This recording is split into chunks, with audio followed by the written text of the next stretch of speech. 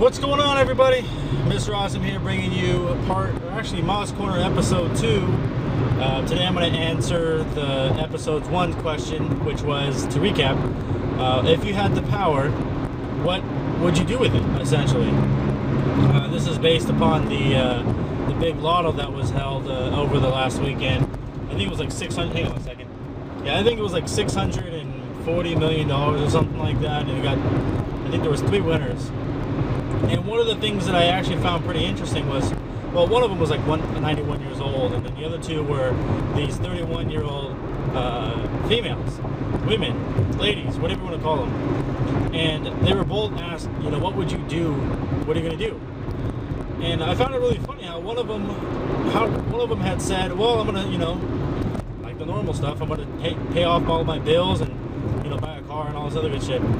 And the other person's first thing, their response was that she wanted to open up a foundation, I guess a sanctuary as well, for Great Danes. And I thought for a second, you know, that's the way it should be done. Something that's not your typical normal responses. If you had money, what would you do to pay off first? But, you know, what's your dream? And dig a little deeper.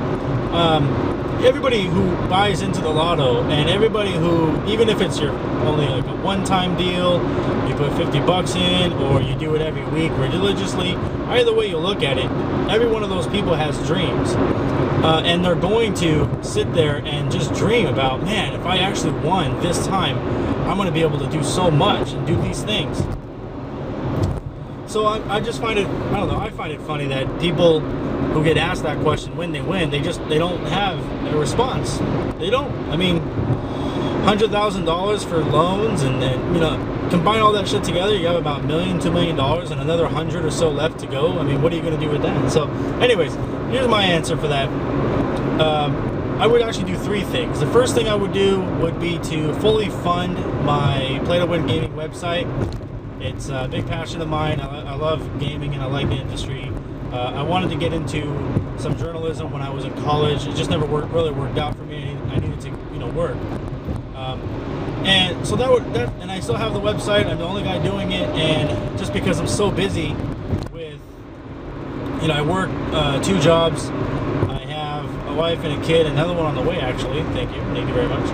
And, you know, just some things do need to end up on the back burner, and that's one of them. And when I do get some time, I like to put up a post here or there. But anyways, I really want to get the website going, and I do need writers, and I would love to pay for, you know, staff that and get some professional work done.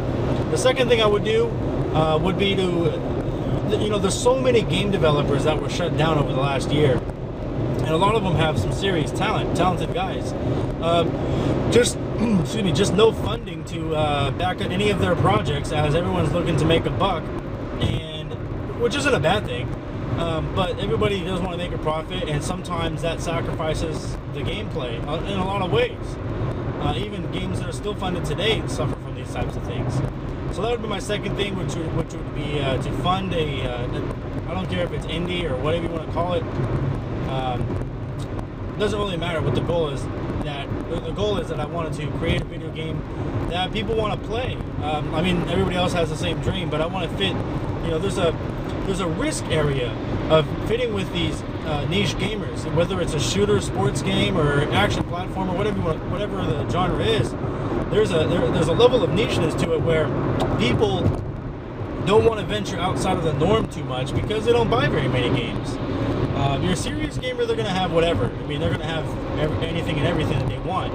But you really want to fit into these players that don't have, that want something that keeps them playing. That's kind of what, in my opinion, what carries the Zelda franchise for so long isn't necessarily the story, or the graphics or anything like that.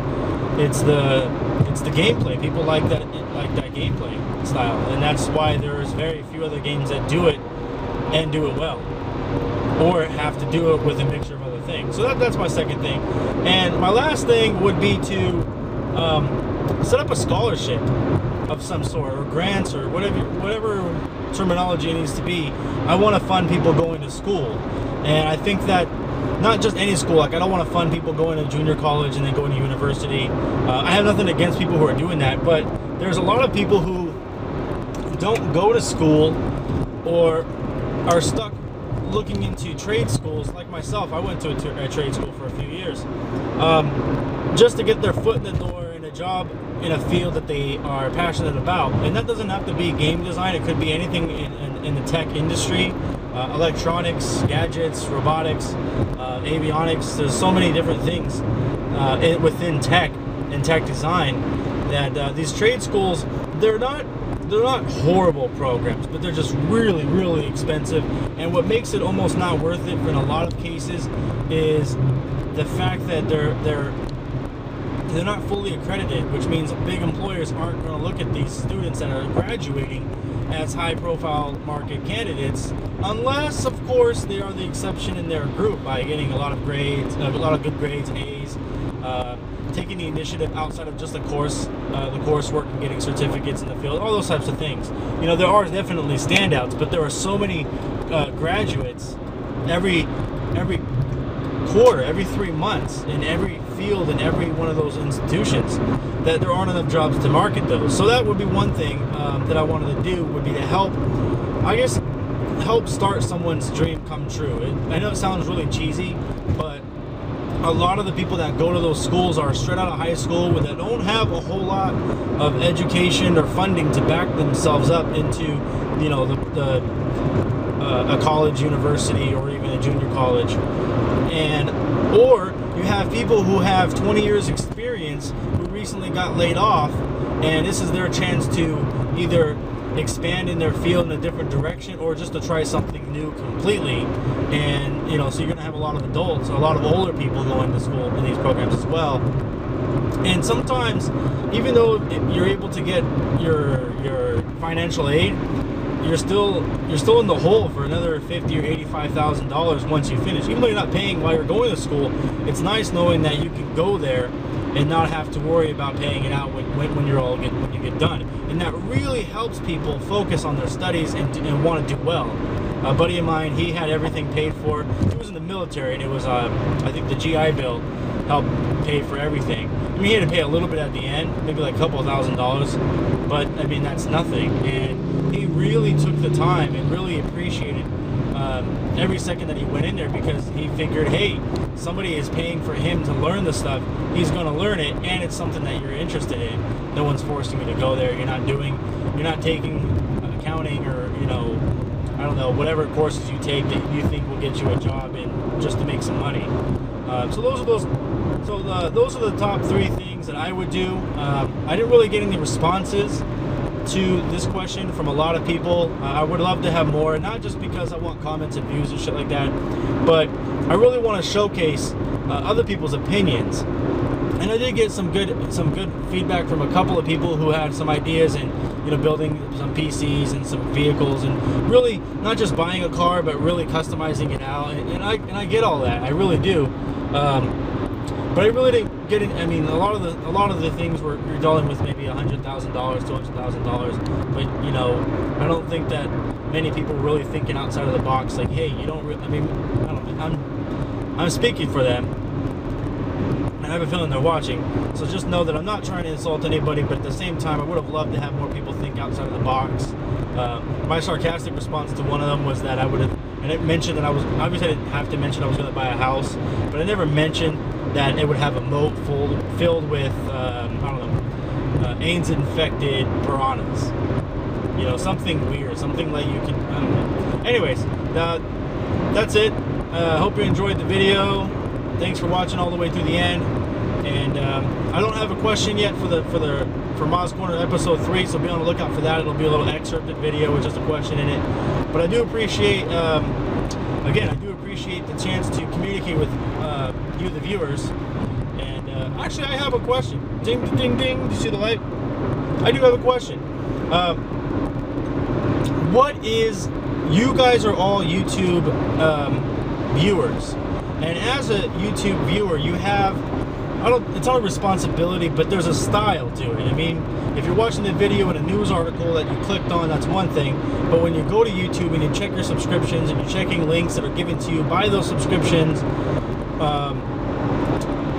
all of that comes into play. Is how do you YouTube as a viewer?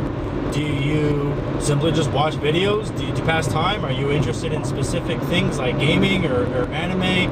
Do you follow specific commentators who are very, I don't want to say educated, but are strongly opinionated?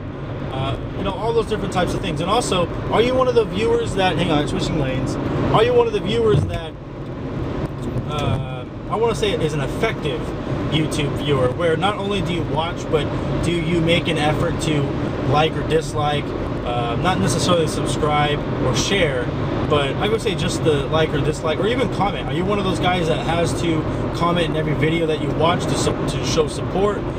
Do you only comment when you are, when something that is said or shown in the video hits a nerve, that brings up something passionate within you, whether it's good or bad?